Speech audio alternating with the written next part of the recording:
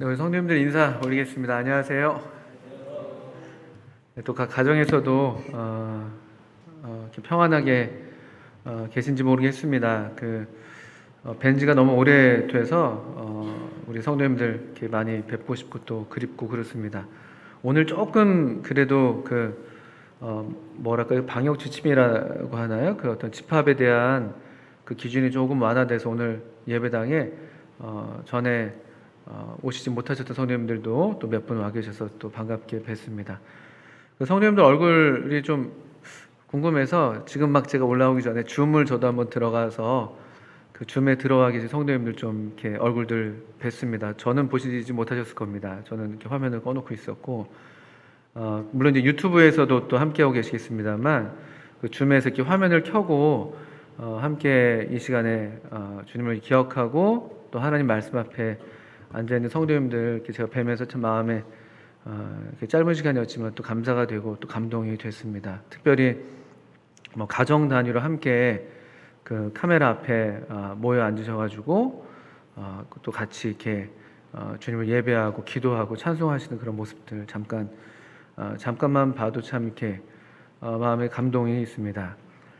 저희들이 여러 좀 어려운 상황 가운데에서 함께하지 못하는 시간들이 꽤 오래 되고 있습니다. 그래서 속히 주님께서 은혜를 베푸셔서 이 코로나가 빨리 벌써 이제 1년 6개월이 넘어가는 그런 시간인데, 이게 참 두려운 것은 그냥 이런 것들이 이제 익숙해지는 것이죠. 그냥 이제 코로나도 이제 익숙하고, 뭐 코로나가 익숙한 건 뭐 그렇다 손 쳐도 코로나가 이렇게 만들어내는 이제 새로운 어떤 교회 생활이랄까요? 새로운 어떤 교회에 대한 우리의 어떤 새로운 방식들이 편리한 면도 있고 또 우리가 또 마땅히 활용할 면도 있겠습니다만, 또 그냥 이거 자체가 그냥 이것이 그냥 옳은 것이다 이렇게 생각해서 또 여기에 익숙해지고 또 별다른 이제 생각이 없이 또 이렇게 좀 느슨해지는 그런 저 자신이 될까봐 또 저희들이 될까봐 좀 두려운 마음들도 있습니다. 더 특별하게 주님이 항상 이렇게 때를 따라 돕는 은혜를 베푸시는 분이시니까 또 이와 같은 때에도 우리에게 합당한 또 꼭 필요한 그런 은혜를 베풀어 주셔서 우리 성도님들이 모두 은혜 가운데 강건하시고 또 피차 또 이렇게 은혜를 서로 끼쳐 주시고 또 참 은혜가 계속 우리를 이렇게 강건하게 자라나게 할 수 있도록 함께 또 기도해 주시면 좋겠습니다. 오늘이 이제 8월 8일입니다. 그리고 어제가 그 절기상 8월 7일인데 이제 어제 절기상 입추였다고 하더라고요. 입추요. 예. 별로 입추 같은 날은 보통 잘 기억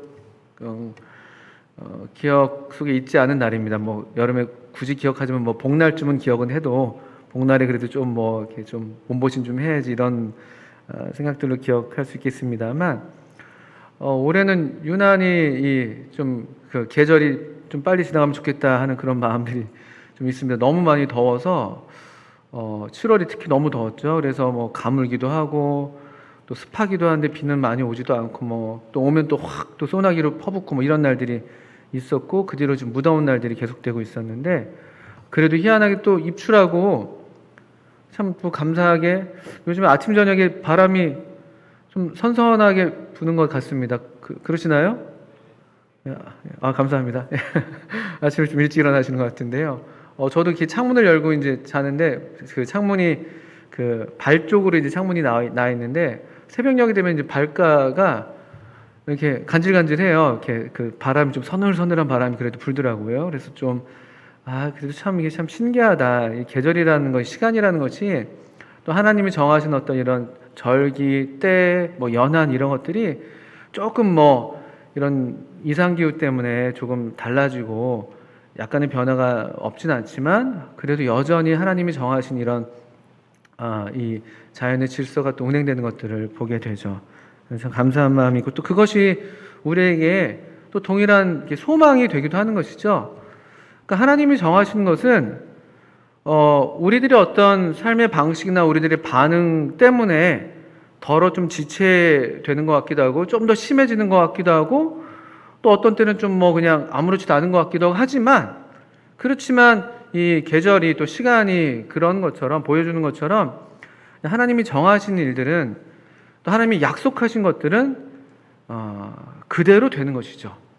이게 우리에게 또 하나의 이제 자연을 통해서 주님께서 말씀하시는 그런 교훈이지 않나 이런 생각도 들기도 합니다. 아까 예배 시간에 데살로니가전서 4장에 있는 말씀으로 마지막 부분의 예배를 함께 또 감사 기도를 드려주셨는데 그런 것이죠.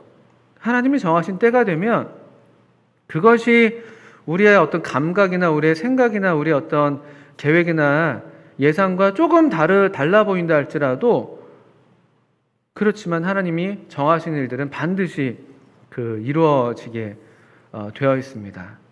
이와 같은 때에 다만 하나님은 하나님의 일을 하시는 것이고 하나님은 밤사이에 아침을 만드시는 것이고 여름 때에는 또 가을을 만드시는 것이고 하나님은 하나님의 일을 그 시간 속에서 이 시간을 벗어나 계신 하나님께서 시간 안에서 하나님의 일을 하신다면 우리도 역시 우리가 살아가는 이 시간 속에서 우리의 일을 하는 그것이 이제 우리의 그냥 할 도리라고 이제 생각이 드는 것이죠. 그런 면에서 오늘 우리 누가복음 1장을 좀 펴주시면 누가복음 1장에서 우리 이 시대 어떤 이런 시간 속에서 자신들의 일을 하나님 앞에서 행했던 한 사람들, 한 사람 또는 뭐 한 가정의 모습을 우리가 만날 수가 있습니다. 어떤 말씀으로 우리 성도님과 교제를 나누면 좋을까 계속 이렇게 생각하고 기도하다가 전에도 덜어 이 본문을 어디선가 또 우리 또 성도님과 나눴던 기억도 있는 것 같기도 하면서도 또 요즘 같은 때에 저 자신도 이런 삶이 좀 사모가 되고 또 우리가 이런 삶의 어떤 도전 또 어떤 그런 하나님의 은혜의 강권하심이 필요하지 않을까 하는 그런 마음들이 생겨서 오늘 누가복음 1장 5절부터 14절까지만 한번 먼저 읽겠습니다. 우리 잘 아시는 대로 한 부부 사가랴와 엘리사벳이라는 한 부부의 이야기입니다. 누가복음 1장 5절부터 한번 좀 읽어보겠습니다. 유대왕 헤롯 때에 아비야 반열에 제사장 한 사람이 있었으니 이름은 사가랴요 그의 아내는 아론의 자손이니 이름은 엘리사벳이라. 이 두 사람이 하나님 앞에 의인이니 주의 모든 계명과 규례대로 흠이 없이 행하더라. 엘리사벳이 잉태를 못함으로 그들에게 자식이 없고 두 사람의 나이가 많더라. 마침 사가랴가 그 반열의 차례대로 하나님 앞에서 제사장의 직무를 행할세 제사장의 전례를 따라 제비를 뽑아 주의 성전에 들어가 분향하고 모든 백성은 그 분향하는 시간에 밖에서 기도하더니 주의 사자가 그에게 나타나 향단 우편에 선지라. 사가랴가 보고 놀라며 무서워하니 천사가 그에게 이르되 사가랴여 무서워하지 말라. 너의 간구함이 들린지라. 너의 아내 엘리사벳이 너에게 아들을 낳아주리니 그 이름을 요한이라 하라. 너도 기뻐하고 즐거워할 것이요 많은 사람도 그의 태어남을 기뻐하리니. 조금 더 읽겠습니다. 이는 그가 주 앞에 큰 자가 되며 포도주나 독한 술을 마시지 아니하며 모태로부터 성령의 충만함을 받아 이스라엘 자손을 주 곧 그들의 하나님께로 많이 돌아오게 하겠습니다. 그가 또 엘리야의 심령과 능력으로 주 앞에 먼저 와서 아버지의 마음을 자식에게 거스르는 자를 의인의 슬기에 돌아오게 하고 주를 위하여 세운 백성을 준비하리라. 세례 요한의 출생과 관련된 기사를 이 누가가 꼼꼼하게 기록을 해주고 있습니다. 우리 약속하신 그 메시아, 우리 주님께서 나시기 전에 또 주님의 때에 주님의 오심을 예비하기 위해서 먼저 와야만 했던 이 새로운 시대를 열어주고 또 새로운 시대로 우리를 안내해야 했던 이 약속된 또 한 선지자, 이 세례 요한의 출생과 관련된 기록입니다. 근데 이 기록을 누가가 하면서 누가는 참 이렇게 꼼꼼한 사람이죠. 아시는 것처럼 직업적으로 의사로 알려져 있습니다. 그러니까 의사가 우리 교회 가운데도 더러 계시기도 합니다만 대체로 이제 의사들이 성격이 많이 꼼꼼한 걸로 제가 알고 있습니다. 아주 꼼꼼한 걸로 특별히 그래서 그런지 모르겠습니다. 왜냐면 워낙 조금의 어떤 실수가 치명적인 어떤 결과를 낳아서 그런지 모르겠지만 그래서 그런지 어쨌든 누가도 처음부터 이 누가복음을 쓸 때부터 나도 자세히 미뤄 살폈고 이 일들을 너네 차례대로 써 보낼 것이고 또 그래서 더 확실하게 이 데오빌로 각하로 하여금 더 이미 알고 있는 것을 더 확실하게 하겠습니다라는 목적으로 아주 세심하게 기록을 하고 있습니다. 그래서 이 세례 요한에 대한 기록이 이 출생에 대한 기록이 사실 누가복음에만 이렇게 나와 있는 것이죠. 이제 이 누가가 이와 같은 이 세례 요한의 출생을 기록하면서 빼놓지 않은 내용이 있다면 우리가 보통 그냥 읽고 지나가는 1장 5절의 말씀이 있는데요. 이 세례 요한이 출생하던 그 당시에 왕이죠, 왕. 유대 왕 헤롯 때. 이 왕이 예수님이 탄생하셨을 때 그때도 역시 아직 있었던 유대 왕 헤롯 때입니다. 유대 왕 헤롯 때. 이것이 이제 상당한 배경이 되는 것이죠. 저는 유대 왕 헤롯 때 이 말씀을 읽는데 그냥 우리들의 시대, 지금 우리의 어떤 우리가 살아가는 이 시대랑 많이 겹쳐 보이는 것입니다. 유대 왕 헤롯 때. 사실 이스라엘은 이 당시에 이스라엘이 멸망한 이래로 제대로 된 왕이 있어 본 적이 없습니다. BC 536년, 586년, 586년에 이제 남유다가 멸망했다고 보통 우리가 얘기한다고 할 것 같으면 그 이후로 사실은 다윗의 후손으로서 다윗의 이 가문에서 약속된 메시아는커녕 다윗의 후손을 따른 왕이 정식으로 있어 본 적이 없습니다. 이 헤롯이라는 사람은 더더군다나 유대의 왕이 될 수가 없는 사람인 게 왠가 하면은 이 사람은 이 정통 유대인이 아니에요. 이 혈통으로 따지면 에돔 족속의 피가 흐르고 있었던 혼혈인입니다. 사실은 그래서 이스라엘 이 유대인들에게는 사실은 아주 눈에 둘 가치가 없는 전혀 왕이 될 만한 사람이 못 되는 것이죠. 그런데 흥미롭게도 유대 왕이 지금 헤롯이라고 누가는 또 성경은 기록을 하고 있습니다. 이거 가짜 왕이에요. 참된 왕이 아닙니다. 이 이두메 사람, 이 에돔의 피가 섞여 있는 이 이두메 사람 헤롯은 권력욕이 아주 많아가지고 어떻게 해서든지 이 로마에게 잘 보여서 이 자기의 지배권, 통치권을 획득하려고 했었고 마침내 그것이 정치적으로 계산이 잘 맞아떨어져서 로마가 나름대로 정식으로 이 유대의 왕은 헤롯이라고 인정이 되었던 그런 사람이었습니다. 근데 사실은 유대인 입장에서 보면은 전혀 왕이 될 만한 사람이 아닌데 그가 여기 지금 왕이라고 명시가 되어 있는 것이죠. 이게 참 아이러니한 것입니다. 유대 왕 헤롯 때. 또 헤롯은 또 성격이 대단히 잔인하고 권력에 눈이 어둡고 그러니까 자기 권력을 유지하기 위해서는 가족이며 이런 전혀 그런 걸 돌아보지 않는 아주 잔인무도한 사람으로 알려져 있습니다. 자기 아내도 자기의 장모도 자기 아들들도 그냥 막 죽여버리는 자기의 자리를 지켜내기 위해서. 또 일종의 그런 과대망상도 있었다고 그래요. 그러니까 이 아들들이 내 자리를 노린다. 이 아내가 지금 나를 마음에 들어하지 않는다. 이러면서 수없이 많은 사람들을 그냥 자기 자리를 지켜내기 위해서 죽였다. 그런 잔인한 사람이기도 합니다. 그리고 어떻게든 이 자신의 어떤 왕으로서의 정당성이 약하다 보니까 유대인들한테 잘 보이려고 해서 그랬는지 그가 이제 좀 쇠락해 있었던 수룹바벨 성전 BC 516년에 완공되었었던 그 성전 있지 않습니까? 그게 이 당시에도 아직 있었는데, 근데 그것이 이제 이 바사 제국을 거치고 페르시아 제국을 거치고 헬라 제국을 거치고 로마 제국을 거치면서 상당히 많은 일들이 있었죠.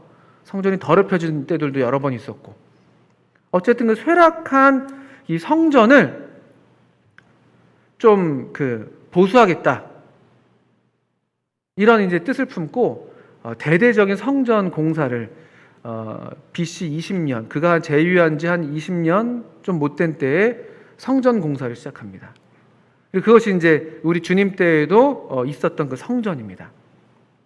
요한복음 2장에서는 아직도 그 성전이 지어지고 있었는데요, 이게 46년 되었다라고 얘기를 하고 있었습니다. 그리고 우리 아시는 것처럼 제자들도 이 성전이 너무나 화려해가지고 주님께 나와서 이 성전을 가리켜 보이면서 주님, 이 성전이 어떻습니까? 이렇게 이제 얘기할 정도로 나름대로 또 우리 이제 사람들이 눈에 보이는데 많이 혹하니까 그 성전의 화려함이 꽤 사람들의 마음을 사로잡았는지 어떻든 그것이 여전히 이 이스라엘의 중심으로 자리하고 있었다. 건축 사업을 아주 좋아했던 여러 도시들도 많이 세우고, 오늘날 뭐 신도시 같은 거죠. 신도시 세우고 높은 건물도 세우고 또 특별히 이런 성전을 세워내고. 그래서 이 성전은 솔로몬 성전보다도 더 화려했다고 하는 것이죠. 그 당시 솔로몬 때에도 이 성전을 보려고 외국에서도 많이들 왔던 것처럼 이 헤롯 성전도 아주 상당히 화려한 그런 이제 건축 사업을 했습니다. 유대 왕 헤롯 때. 겉으로는 그럴싸한 것이죠. 겉으로는 왕이고, 겉으로는 성전을 세워놓고 아주 화려하게, 그러면서 사람들의 마음을 사고 있었고, 얼마간 또 이 사람들도 이 권력에 붙어가지고, 특별히 이 성전이 가리키는 이 이스라엘 종교, 이 하나님을 믿고 하나님을 예배하는 그들의 정체성, 유대교죠, 유대교. 그리고 그 일의 중심에 있었던, 그 종교의 중심에 있었던 제사장들, 대제사장들이 특히나 이 이제 헤롯에 빌붙어가지고 여러 사실은 하나님께서 원래 기대하셨던 그런 성전으로서의 기능, 제사장으로서의 기능을 상실해버리고 그냥 그 권력에 붙어있는 그런 시대가 바로 이 헤롯 때입니다. 그래서 정통, 우리가 이제 에스겔서를 읽어왔는데, 실제로 주님께서 이제 회복시키실 때, 이스라엘을 회복할 때에 그 제사장의 직무를 맡게 될 자손 레위 지파는 사실 사독의 후예들입니다. 사독.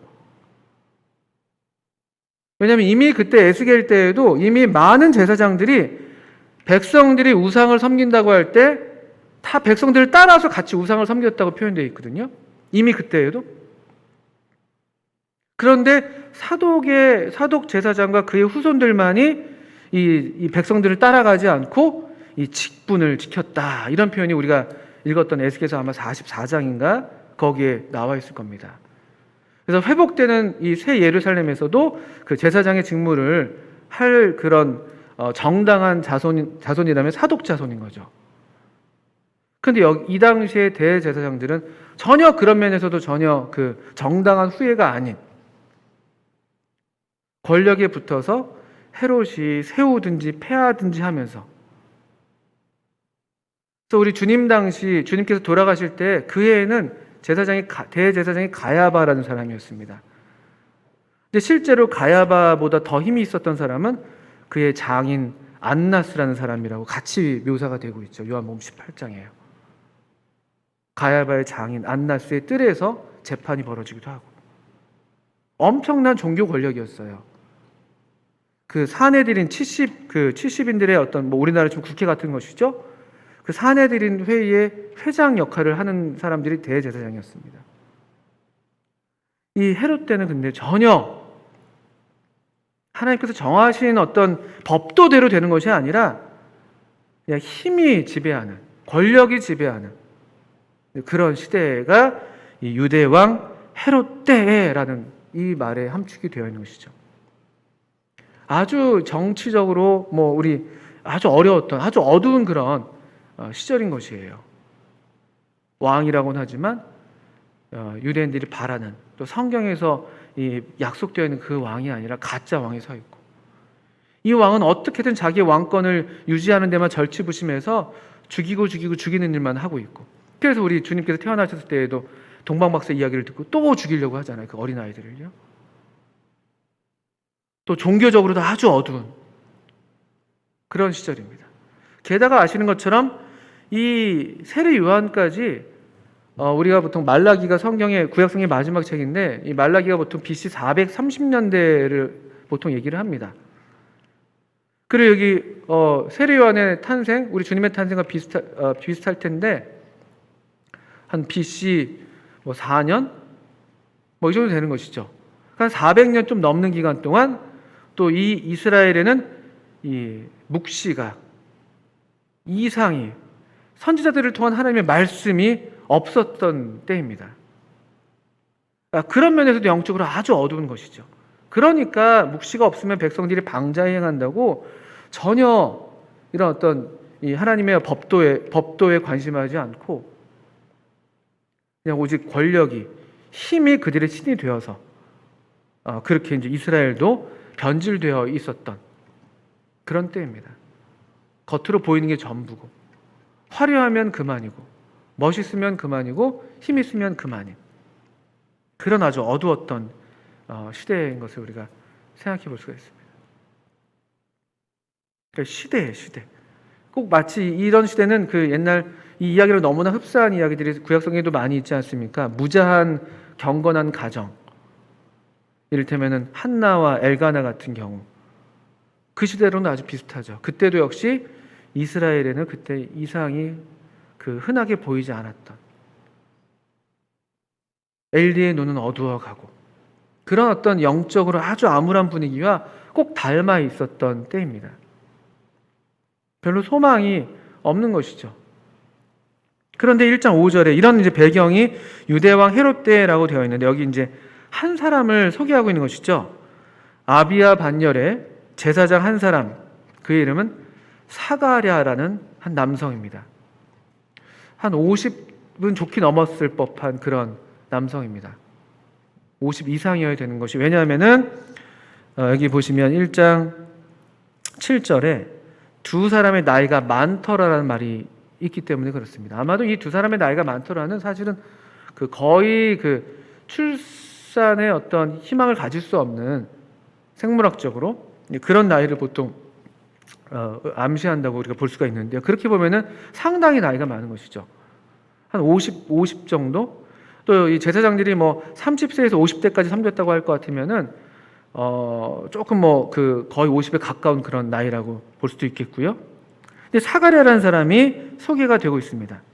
그리고 그의 아내, 그 가정도, 그 부부가 같이 소개되는 것이죠. 이것도 보실만 합니다. 그의 아내는 아론의 자손이니 이름이 엘리사벳입니다. 그 인물 소개입니다. 아비야 반열의 사가랴, 그리고 그의 아내는 아론 자손 엘리사벳. 물론 평범한 그냥 부부입니다. 그런데 이 부부가 지금 이 소개만으로도 충분히 잘했다라고 칭찬받을 만한 것이 뭐냐면요, 이 제사장에게 주어진 결혼의 범위, 결혼의 어떤 법도 테두리를 잘 지키고 순종하고 있는 모습을 우리가 볼 수가 있는 것이에요. 제사장, 백성들의 아버지 역할을 하고 백성들의 인도자 역할을 하는 제사장으로서, 거룩하고 속된 것을 구별하는 것을 가르쳐야 하는 제사장으로서, 레위기 21장인가요? 거기에서 정해진 대로 이 깨끗한, 정숙한 그런 여인을 얻어서 경건한 가정을 이루고 있는, 이것만으로도 사실은 대단히 잘하고 있는 것입니다. 또 이것이 그래서 또 오늘날 같은 경우는 더더군다나 우리에게 하나의 교훈이 되는 그런 모습일 수 있습니다. 경건한 가정. 결혼 자체에 있어서도 이 하나님이 정하신 경건한 거룩한 테두리 안에서 결혼하고자 하는 그런 어떤 가치관, 또 그것을 따라서 순종하는 그런 모습, 아론의 자손 엘리사벳을 아내로 얻었던 이 아비야 반열의 이 사가랴. 아마 일찍 결혼했을 거니까 지금 결혼 생활 보통 한 3, 40년 이상 지금 해오고 있겠죠. 그런데 6절에 더 아름다운 표현은 이 두 사람이 하나님 앞에 의인입니다. 이 두 사람이 하나님 앞에 의인이다. 항상 성경은 이와 같은 인물들이 우리에게 이제 소개가 되고 있지 않습니까? 그 암흑한 시대에, 아주 어두운 시대에 희한하게도 모두가 다 어두워져서 어둠이 다 이 전 세계를 지배하고 다 어둠이 우리 삶에 스며드는 것 같은 그런 때인데도 불구하고 희한하게도 어둡지 않은 사람들이 있어요. 반짝반짝 빛나는 사람들이. 약해 보여도, 적어 보여도, 엉성해 보여도, 별들이 아주 가득하진 않지만 희한하게 그래도 빛을 지니고 있는 어떤 사람들이 항상 있어 온 것이죠. 뭐 그것이 이제 구약성의 뭐 남은 자라고 말할 수도 있을 것이고, 항상 있어 왔습니다. 이 짧은 말들이 큰 울림이 됩니다. 이 두 사람이 하나님 앞에 의인이다. 한 사람이 아닙니다. 우리 보통 부부로 치면은, 여기 부부 더러 앉아 계신데, 되게 제가 알기로는 저희 집도 그렇지만, 보통 일반적으로 믿음이 더 좋기로는, 종명제님, 여쭙지 않아도 그런 것이죠. 믿음이 더 좋기로는 보통 자매님들. 되게 우리 이 남편들이 이 자매님들의 믿음을 따라가기가 좀 쉽진 않아요. 그렇게 또 만들어진 것 같기도 해요. 저는 아무리 봐도 이것은 하나님이 그렇게 만드셨다. 좀 다른 것이다. 뭐 어쨌든 근데 이제 보통 우리가 일반적으로 교회, 여러분 아시겠지만 우리 교회 그 참석하시는 분들이 여성들이 더 많습니다. 또 교회 활동을 가만 봐도 또 주님을 사랑하고 예배하고 섬기는 일에 있어서 자매님들의 헌신이 사실 두드러져요. 성경에서도 그런 여인들이 등장하잖아요. 그 주님이 돌아가시기 전에 그 향유옥합을 부었던 그런 여인들. 또 예수님이 십자가에 달리셨을 때 제자들이 다 떠나갔는데 그 십자가 곁에 몇몇 여인들이 서 있었죠. 뭐 예를 들면 이런 것들이죠. 근데 참 이 말씀이 참 저한테 도전이 되고 참 좋은 것은 한 사람만 그런 게 아니라는 거예요. 아내만 그런 게 아닙니다. 이 두 사람이 그리고 그냥 남들 보기에 그냥 보기 좋은, 남들 앞에서 그냥 잘 보이고 교회 올 때만 좀 이렇게 좀 보이고 줌 켜서 좀 이렇게 좋게 보이고 그런 것이 아니라고 되어 있죠. 사람들 앞에서라고 표현하지 않았습니다. 하나님 앞에. 아마도 이들 부부의 가치를 제대로 아는 사람들이 없어서 그랬을지도 몰라요. 이들 부부가 얼마나 경건하고 얼마나 주님을 사랑하는지 사람들이 그걸 아마 발견하지 못했을지도 몰라요. 그런데 눈이 어두웠을지도 몰라요. 어쩌면 거꾸로 더 어리석다고 비난받았을지도 몰라요. 이와 같은 시대에. 아유, 뭘 저렇게까지. 뭐 이런 얘기 들어가면서. 어쩌면 그럴지도 모릅니다. 어쩌면 사람들이 이렇게 칭송을 하기보다는 그냥 아유, 저 사람들 아유 뭐 한다고 하는데 자식도 없고 뭐 되는 것도 별로 없어 보이고 그랬을지도 몰라요. 사람들 눈에는. 근데 이 말씀이 참 좋은 게 하나님 앞에 의인이라는 거죠. 하나님 앞에. 또 거꾸로 말하면 그러면은 설령 남들이 우리를 보지 못한다 할지라도 여전히 하나님은 우리를 보신다는 것이죠. 이게 우리한테 큰 위로도 되고 소망도 되고 또 우리한테 도전도 되고. 사람들한테 잘 보이기가 얼마나 쉽습니까? 쉽더라고요. 쉬워요. 그런데 하나님 앞에서 보인다는 거? 이건 커다란 도전이죠. 또 아까 말씀드린 것처럼 사람들이 우리를 몰라본다 할지라도 하나님이 우리를 보시는데 하나님이 보실 때 우리를 이렇게 보신다고 할 것 같으면 그건 얼마나 큰 위로가 되고 힘이 되고 격려가 되는 것이겠습니까? 이들이 물론 그걸 뭐 알았다는 말씀은 없습니다. 그렇게 생각하지도 못했겠죠. 하나님 앞에 의인이라고 되어 있습니다. 주의 모든 계명과 규례대로 흠이 없이 행했다라고 되어 있어요.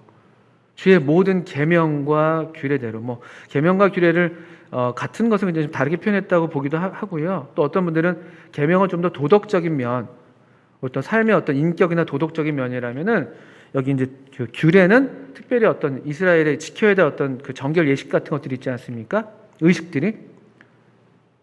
어떻든 간에 이 계명과 규례대로, 주의 모든 계명과 규례대로 흠이 없이 행했다. 이들 부부를 그려보실 수 있겠습니까? 주의 모든 계명과 규례대로 흠이 없이 행하는 삶의 태도, 그러니까 얼마나 하나님을 경외하는 거예요. 정말 하나님이 살아계시고 하나님이 우리의 삶을 지켜보시고 하나님 앞에서 우리가 지금 살아가고 있는 거야 라는 그런 어떤 인식, 그런 믿음, 그런 것들이 깔려있는 그런 말씀 아니겠습니까? 저는 이제 그려봐요. 이 부분은 어떤 평소에 이 한 장면이 우리 성경에 기록되어 있는 것인데 평소에 이들 부부는 어떤 대화들을 주고받았을까? 자식은 없는데 이들이 이렇게 그 성전에 와서 봉사하는 게 고작 1년에 2주 정도입니다. 2주 정도. 그 반차를 따라서 24 반열이 있고 2주씩 해서 48주가 되는 것이죠. 남은 한 4주 정도는 그 뭐 우리 유월절이나 또 뭐 오순절이나 초막절 같은 그런 절기를 지키면서 또 이렇게 제사장들이 다 나와서 그때는 섬기는 것이고요. 그 2주만 성전에 와서 봉사하는 거예요. 평소에 그들의 삶은 어땠을까? 제사장이니까 그래도 아마 그 마을에서 하나님 말씀을 가르쳤겠죠? 또 마을의 어떤 지도자로서 뭐 장례를 집례하기도 하고 뭐 결혼식에 가서 또 주례를 하기도 하고 아마도 어린아이들을 기뻐했을 것 같아요. 그들이 자식이 없었던 만큼 누가 태어나면 찾아가서 축복해 주기도 하고 여기 뒤에 나오는 것처럼 이름들도 지어주기도 하는데 그런데 그들이 이 하나님의 모든 계명과 규례대로 흠이 없이 행하는 그런 삶은 그들의 일상에서 어떻게 나타났을까? 그들은 어떤 대화들을 주고받았을까?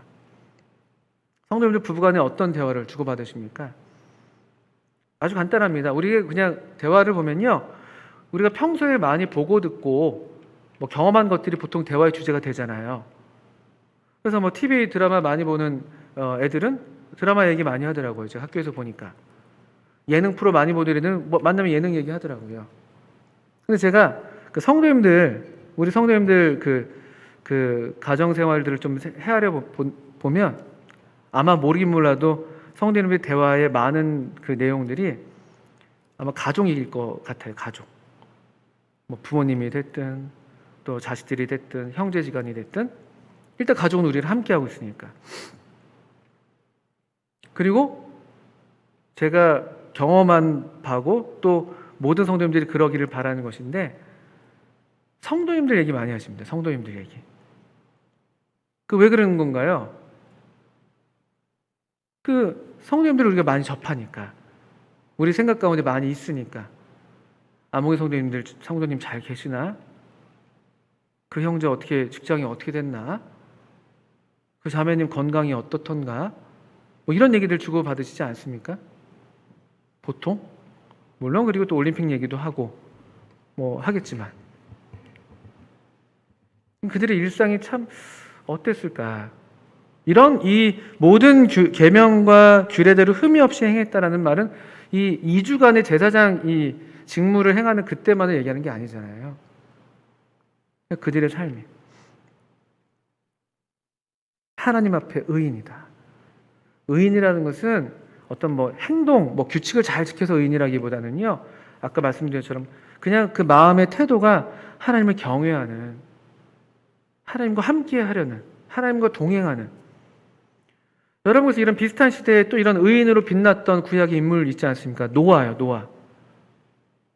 노아 때는 더 심했죠. 여기 헤롯이 유대왕 헤롯 때라고 되어 있는데 노아 때는 온 세상에 그냥 죄악이 관영했던 때라고 성경이 얘기하고 있는데, 그때 노아를 가리켜서 창세기 6장에서는요 이렇게 말씀하고 있습니다. 이것이 이 사가랴와 그 아내 엘리사벳에 대해서 하나님 앞에 의인이다라는 말과 비슷한 말이라고 생각이 드는데요.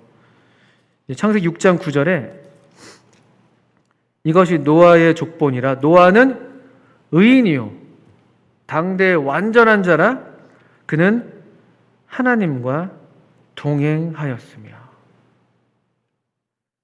하나님과 동행하는 거, 동행. 그 앞서 노아 앞서서 하나님과 동행했던 사람은 그 창세기 5장에서 에녹도 그랬죠. 에녹 무드셀라를 낳은 후 300년을 하나님과 동행하며 자녀들을 낳았다. 에녹이 특별하게 무슨 일을 했다는 얘기가 없어요. 그냥 무드셀라를 낳았고, 그리고 또 300년 동안 하나님과 동행하면서 자녀들을 낳았다고 되어 있어요. 우리 삶에서 가장 많은 부분을 차지하는 것이 바로 이런 가정생활 아니겠습니까? 가정생활.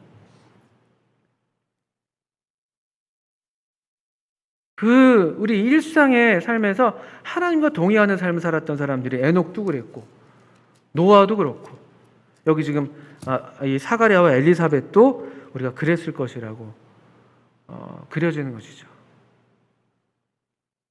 이런 부부, 이런 사람들을 많이 가질 수 있다면 그래서 얼마나 큰 교회의 복이 될 것이고, 이 교회만의 이야기가 되겠습니까? 이 사가랴와 엘리사벳, 이 노아, 이런 사람들을 통해서 전 세계가 이들의 손에 달려있는, 전혀 그들이 생각해보지 않았던 일이지만 노아는 인류를 보존하는 그런 막중한 하나님의 사명을 맡아서 120년 동안 방주를 지어냈고, 여기 사가랴와 엘리사벳은 전혀 그들에게 이제 소망이 없다고 여겨졌던 그때인데, 그런데 이들 부부를 통해서 하나님께서 이 예비한 하나님의 사람 세례 요한이 나서 주의 오실 길을 예비하는 새로운 시대를 열어 젖히는 그런 위대한 일에 사용되고 있는 것을 우리가 보게 되는 것이죠. 이런 경건한 가정을 갖는다는 것, 또 우리가 이런 경건한 가정이 된다는 것, 또 우리 교회가 좀 넓게 봤을 때 우리 교회가 이런 경건한 어떤 사가랴와 엘리사벳 같은 우리들이 된다고 할 것 같으면요, 이거는 하나님께서 어떤 일들을 우리 가운데 행하실지 우리가 알 수 없는 겁니다. 우리는 그런 일들을 꿈꾸지 못한다 할지라도 하나님은 이런 사람들을 찾으시는 거니까요. 하나님 앞에 사는 사람들, 이 두 사람이 하나님 앞에 의인입니다. 그런데 7절, 8절을 좀 이어보겠습니다. 그런데 엘리사벳이 잉태를 못함으로 그들에게 자식이 없고 두 사람이 나이가 많더라. 마침 사가랴가 그 반열의 차례대로 하나님 앞에서 제사장의 직무를 행할세. 하나님 앞에서 의로운 사람들의 삶의 두 가지 모습이에요. 7절은, 6절은 아주 이제 그들이 높아진 것이죠. 주님 앞에서 하나님 앞에 의인이야. 또 주의 모든 계명과 규례대로 흠이 없이 행해. 그런데 7절에 이것이 우리 삶의 현실일 텐데요. 하나님 앞에 의인이라 할지라도 우리 삶에 어둠이 없는 것은 아니라는 것이죠. 누누이 성경에서 보여주는 그런 말씀들이죠. 하나님 앞에서 우리가 경건하게 살고 하나님과 동행하고 그분을 경외하는 삶을 사는 게 그대로 우리가 바라는 이 현생에서의 모든 삶의 축복을 보장하는 것은 아닙니다. 주님을 잘 믿는데도 아플 수가 있고, 주님을 참 사랑하는데도 삶이 잘 안 풀릴 때도 있고, 사업이 실패할 때도 있고, 가정이 불화가 생길 때도 있고, 원하는 자녀가 나지 않을 때도 있고, 또 자녀 문제로 고심이 클 때도 있고, 이런 모습이 7절에 하나 있는 것이죠. 하나님 앞에 의인이지만 그러나 잉태를 못할 수도 있습니다. 이 한 가지가 있다면, 근데 8절은요, 그러면 또 그런데 사가랴는 그 반열의 차례대로 하나님 앞에서 제사장의 직무를 행할세. 그들의 삶에 이런 고난이, 예기치 않은 고난이 있는데, 그런 어둠이 있는데, 또 한 면은 뭐냐면요, 그들의 고난이 그들로 하나님을 섬기는 것을 하지 못하도록 허락하지 않았다는 것입니다. 이 두 가지를 우리가 저는 배울 필요가 있다고 생각이 들어요. 저 자신도 그렇고. 우리는 하나님 앞에서 살아가는 사람들입니다. 살아야 하는 사람들이고, 하나님을 경외하고, 우리 중심이 또 그렇잖아요. 하나님을 사랑하고, 하나님의 백성들에 관심이 있고, 하나님의 교회에 관심이 있고, 그것이 우리의 기도고, 우리의 소원이고, 우리 그런 사람들 아닙니까? 주님께서 가르쳐 주신 기도를 따라서 하나님의 영광을 구하고, 그분의 나라가 임하는 것을 구하고, 우리 그런 사람들인데요. 그런데 잉태를 못하는 일들이 있을 수 있습니다. 어려운 일이 옵니다. 이것은 그냥 우리 삶의 한 부분이다라고 우리가 배워야 되는 것입니다. 너무 놀라지 않으셔도 됩니다. 너무 실족하시지 않으셔도 됩니다. 그럴 위험이 있지만, 그러나 그럴 수 있습니다. 하나님의 사람 엘리사도 병들어 죽게 되었다, 이런 표현이 열왕기 하에 나오는데요. 참 어울리지 않는 표현이잖아요. 하나님의 사람이 병들어 죽게 됩니다. 그런 일들이 있습니다. 근데 또 하나 배워야 될 것은, 그렇다고 해서 우리 삶에 닥치는 이런 고난이나 어두움이 우리의 섬김, 우리의 삶, 우리의 일상, 또 우리의 예배, 이것을 하지 못하도록 해서는 안 된다는 것이죠. 그럴 필요 없습니다. 거기 우리가 많이 속아 넘어가요. 많이 속아 넘어갑니다. 우리의 일상이 포기가 되고 우리의 삶의 현장이 포기가 돼요. 너무 이게 힘겹게 느껴지니까 이해가 됩니다만, 그러나 이 엘리사벳과 사가랴가 보여주는 모습은 우리의 이해를 넘어서는 더 믿음의 삶을 우리에게 보여주는 것이죠. 잉태를 못합니다. 자식이 없습니다. 나이는 많습니다. 얼마나 절망적이에요. 무슨 바람이 있겠어요. 그냥 인간적으로 보면요.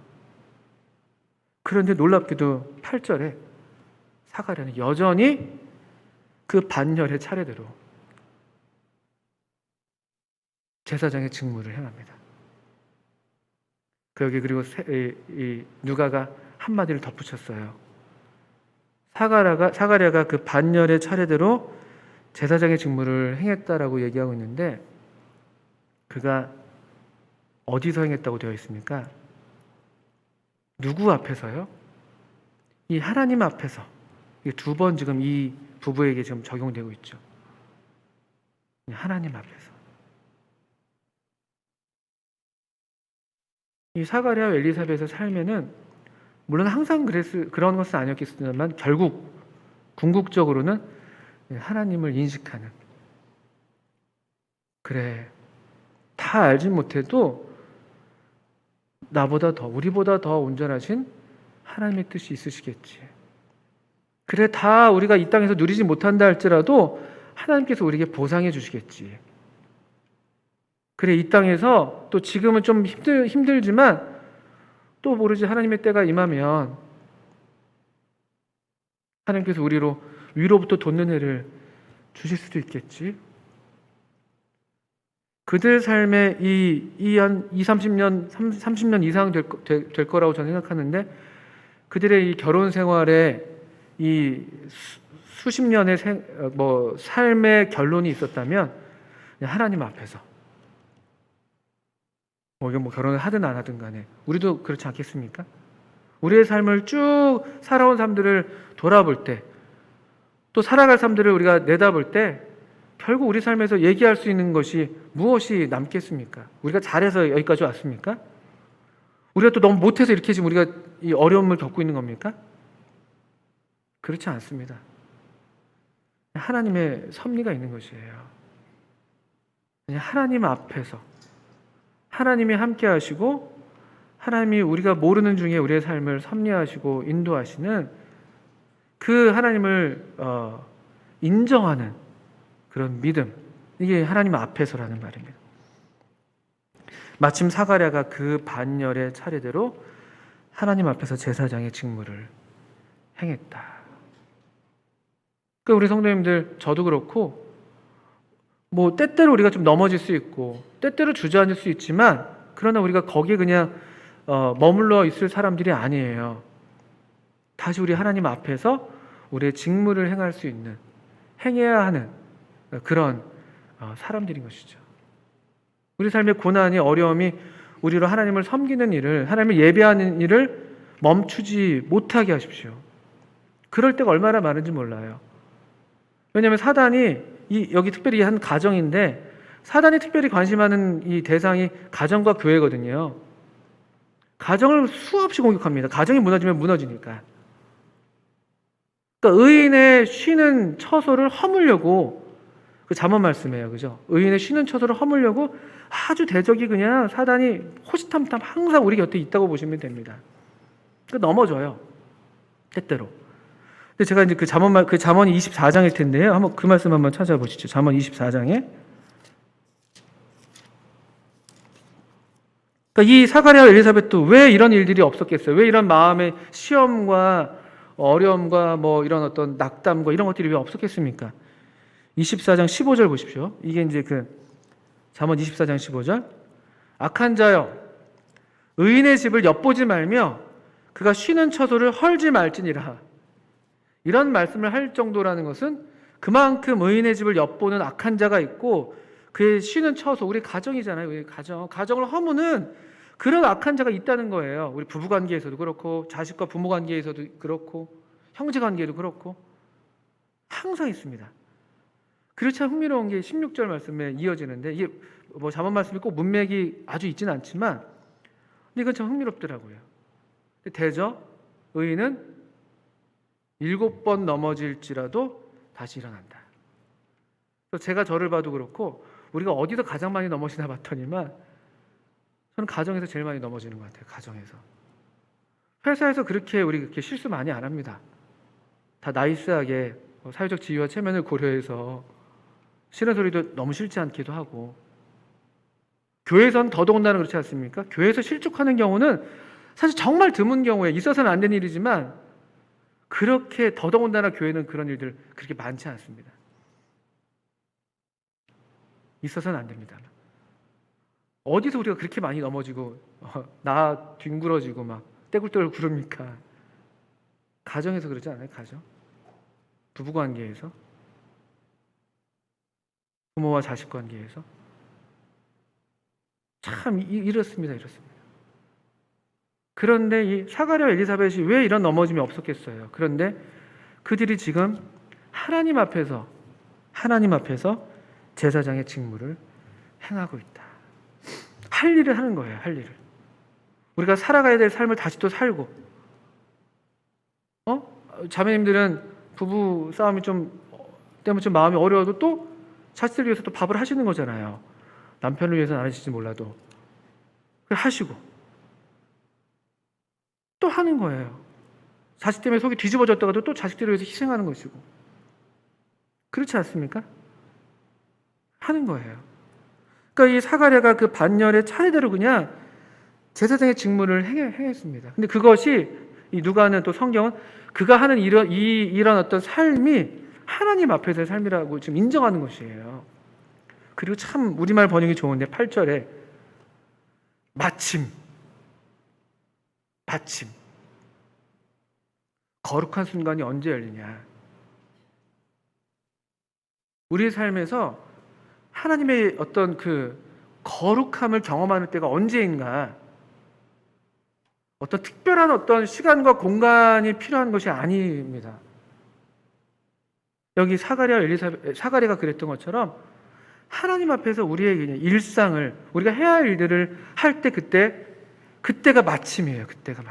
그때가 하나님의 때가 되는 것입니다. 뭐 때가 되면 되겠지, 뭐 아직 때가 아닌가 봐요, 이런 얘기는 우리가 할 얘기가 아닌 것입니다.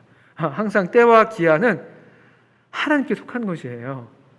주님께서 이 제자들에게 가르치셨잖아요. 이스라엘 나라를 회복할 때가 이때입니까? 라고 여쭈니까 때와 기한은 너에게 속한 게 아니야. 그런 핑계로 우리가 우리 삶에서 물러서 나서는 안 된다는 것이죠. 우리의 주님을 섬기는 일에 있어서, 예배하는 일에 있어서, 우리의 삶을 사는 일에 있어서 그런 핑계로 뒤로 물러서서는 안 되는 것입니다. 그냥 차례가 되면 반열의 차례대로 하나님 앞에서 또 하나님을 의지하고 그냥 제사장의 직무를 행하는 것이에요. 그때가 마침입니다.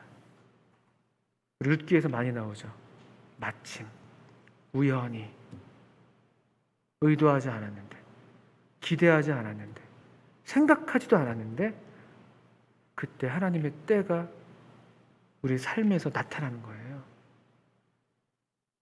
참 놀라운 장면이 아닐 수가 없어요.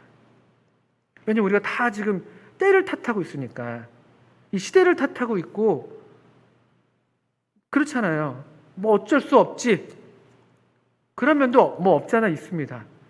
그렇지만 과연 우리는 이 사가랴와 엘리사벳처럼 이때 역시 하나님 앞에서 우리가 지금 살아가고 있는가? 이때라도 여전히 우리가 하나님의 모든 계명과 규례대로 거기에 주의하고 주목하면서 살아가고 있는가? 하나님 앞에서 살고 있는가? 줌 켜도 물론 다 사정이 있으시겠지만 화면들 많이 끄신다며요. 뭘 하시는지 뭐 알 수가 없죠. 물론 거기 계시니까 참 다행이고 감사한 일입니다만, 우리는 하나님 앞에서 살아가고 있는가? 이때라 할지라도, 유대왕 헤롯 때라 할지라도 살고 있는가? 또 살았던 사람들이 여기 있는 것이에요. 얼마나 이 중년의 이 사가랴 엘리사벳 부부가 얼마나 참 사모가 되는지, 그들은 얼마나 아름다운 부부였을까? 이 두 사람이 하나님 앞에 의인이었다면 얼마나 서로 주님을 사랑하는 마음으로 서로에게 가까워 있었을까? 우리가 어떻게 서로 가까워지냐면요, 각자가 다 주님을 사랑하는 데 가까우면, 주님께 가까이 오면 우리가 서로가 가까워집니다. 모든 관계가. 그 어느 분이 그렇게 빗댔죠. 그 뭐 바퀴에 가운데 이제 중심이 있고 창살, 이게 살들이 이렇게 나 있잖아요. 이 중심에서 멀어질수록 살들은 거리가 멀죠. 중심에 가까울수록 살들이 가깝습니다. 이들의 삶이 얼마나 복된 삶이었을까? 때때로 무지한 것 때문에 눈물을 흘릴 때도 있었겠지만, 또 눈물로 많은 기도를 올렸겠습니다만, 또 그렇지만 여전히 그들의 삶을 하나님 앞에 성실하게 살아가는, 특별히 예배의 삶을 사는 데 있어서 뒤로 물러서지 않는, 그들이 제사장이었다는 것, 사가랴가 제사장이었다는 것 참 흥미롭지 않습니까? 그가 주의 성전에 들어가 분향하는 일을 했다는 것, 이런 일에 있어서 우리 모두가 다 예외가 아닙니다. 우리가 다 우리 맡은 직무들이 있는 것이에요. 우리 기본적인 우리 모든 성도를 향한 부르심이 있다면, 너희는 택한 족속이요, 왕 같은 제사장이요, 거룩한 나라요, 하나님의 소유된 백성이라고 말씀하시잖아요. 그러면서 우리 역시 똑같이 이 사가랴와 같은 직무를 하나님 앞에서 받고 있는 것이죠.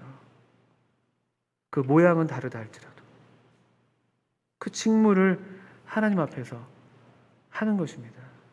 왕 같은 제사장으로서 그분의 통치만을 바라는 거룩한 나라로, 그분의 어떠하심을 만방에 드러내는 왕 같은 제사장으로, 그분이 특별하게 구별하시고 또 그분이 소유하시는 거룩한 백성으로, 그래서 우리도 그분을 소유하는 것으로 우리의 소유를 삼을 수 있는, 다른 것이 없다 할지라도 그게 우리의 직무예요. 그게 우리의 직무입니다. 그런 삶을 살아갈 때, 그때 우리가 알지 못하는 때마다 하나님의 마침, 하나님의 때, 하나님의 시간이, 거룩한 시간이 우리의 평범한 시간에 접촉해 오는 것이죠. 그래서 우리의 이 삶이 거룩해지는, 내가 선 곳이 거룩한 땅이 되는, 거기서 하나님의 거룩한 일들이, 우리가 생각하지 못하는 새로운 일들이 일어나는 그런 삶이 우리에게도 약속이 되어 있습니다. 여러분, 두려워하실 필요 없습니다. 이 유대왕 헤롯 때라 할지라도 이것을 두려워하실 필요도 없고, 이것으로 또 우리가 핑계 삼아서도 안 되는 것이고요. 그래서 이 400년의 침묵을 깨고 마침내 이 주의 이상이 천사가 나타나서 이 사가랴한테 처음 들려준 말, 400년의 침묵을 깬 첫 마디는 그래서 두려워 말라입니다. 두려워 말라. 두려워 말라. 우리 두려워하지 않고 두려움 없이, 두렵지만 하나님의 이 말씀을 의지해서 또 여전히 이 때를 우리가 살아갈 수 있겠습니다. 또 우리 모두가 이런 이 사가랴처럼 이 두 사람이 하나님 앞에 의인이다라는 말을 저 자신도 물론이거니와 우리 모든 성도님들이 다 이와 같은 하나님의 인정을 받는다고 할 것 같으면 이 하나님의 가정인 우리 이 교회를 통해서 또 하나님은 어떤 또 일들을 이때에 이루실지 우리도 함께 믿음으로 기대할 수가 있겠습니다. 우리 같이 기도하고 마치겠습니다.